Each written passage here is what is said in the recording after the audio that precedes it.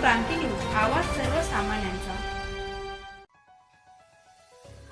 जून महिना तोंडावर येऊन ठेपल्याने पावसाळी शेतीसाठी बळीराजाची लगबग सुरू आहे। त्यासाठी शेतकरी जोमाने तयारी करत आहेत, परंतु त्र्यंबकेश्वर तालुक्यातील अजनेरी येथील शेतकरी सोमा काशीनाथ गांगुर्डे हे पावसाळी शेतीसाठी आपल्या शेतात मशागत करत असताना 2 बैलांच्या साहाय्याने शेतीत नांगर चालू होता, परंतु शेताच्या बांधावरून गेलेल्या 20 तारांचा स्पर्श बैलांना झाल्याने त्या 2 बैलांचा शॉक लागून दुर्दैवी मृत्यू झाल्याची खळबळजनक घटना मंगळवार दिनांक 21 मे रोजी घडली आहे। या घटनेने शेतकरी सोमा काशीनाथ गांगुर्डे यांच्यासह परिवारावर दुःखाचा डोंगर कोसळलाय।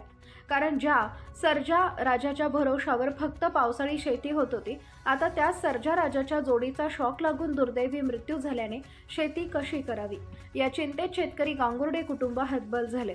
या दुर्दैवी घटनेची माहिती विद्युत विभागाला कळताच अधिकारी व कर्मचाऱ्यांनी घटनास्थळी दाखल होऊन त्यांनी घटनेची माहिती विद्युत विभागाला सादर केली।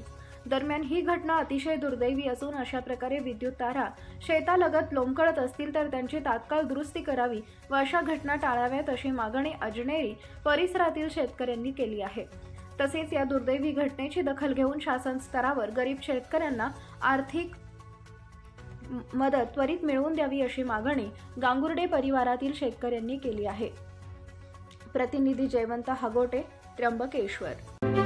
अशाच नवनवीन बातम्या पाहण्यासाठी आमच्या महाराष्ट्र क्रांती न्यूज या YouTube चॅनलला लाईक करा, सबस्क्राईब करा आणि बेल आयकॉनला प्रेस करा।